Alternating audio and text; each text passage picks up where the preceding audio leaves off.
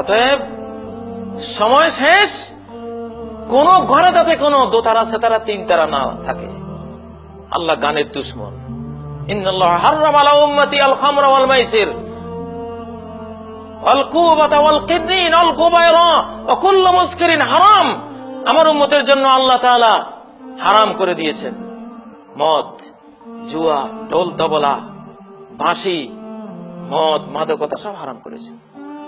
শিল্পীতে দেশ ভরে গেছে এসব গান শিখি।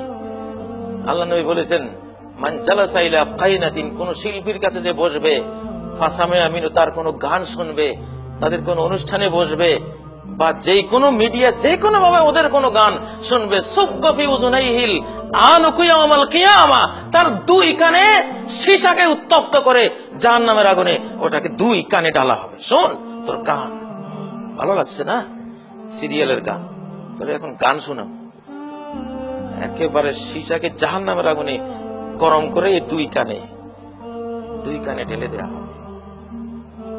কানের ব্যথা যার নাই সে বুঝবে না।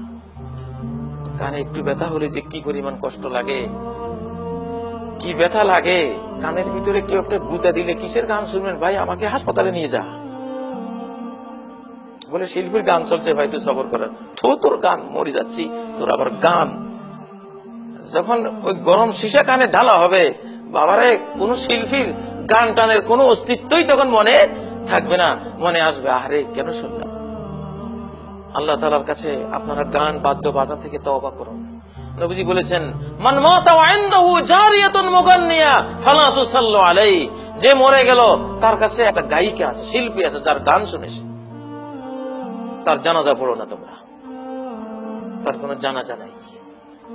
এক লোক রাত্রে গান বাজনা করতেছে, নবীজি শুনে বললেন, লা সালাতা লাহু লা সালাতা লাহু লা সালাতা লাহু, এই লোকের জানাজা নাই, এই লোকের জানাজা নাই, এই লোকের জানাজা নাই। আমাদের সঙ্গীত হলো আমাদের কোরআন। মান ইসতামা ইলা গিনাইন লাম ইউযান লাহু আন ইয়াসমা রুহানিয়িন, যেই ব্যক্তি দুনিয়ার এসব বাদ্য বাজনা গান শুনবে, তাকে আধ্যাত্মিক জগতের সঙ্গীত শুনতে দেয়া হবে না জান্নাতে। সাহাবীরা বললেন, আমার রুহানিয়ুন ইয়া রাসূলুল্লাহ, সেই মরমী সঙ্গীত কারা, সঙ্গীতজ্ঞ কারা? নবীজি বললেন, কুররা আহলিল জান্নাহ, জান্নাতবাসীদের যারা কুররা, কারি, জান্নাতবাসীদেরকে যারা শোনাবে সঙ্গীত, ওরা হলো মরমী, ওরা হলো আধ্যাত্মিক। যারা দুনিয়াতে শুনবে ওখানে তারা এটা পাবে না, যদি জান্নাতে যায়ও তবুও বঞ্চিত করা হবে ওদেরকে। যাই হোক, আল্লাহ তাআলা আমাদেরকে এইসব পাপাচার থেকে, পাপাচার প্রতিরোধ করে ভূমিকম্প থেকে বাঁচার তৌফিক দান করুন। جمال الوجود بذكر الإله وتصفو الحياة بنور هدى.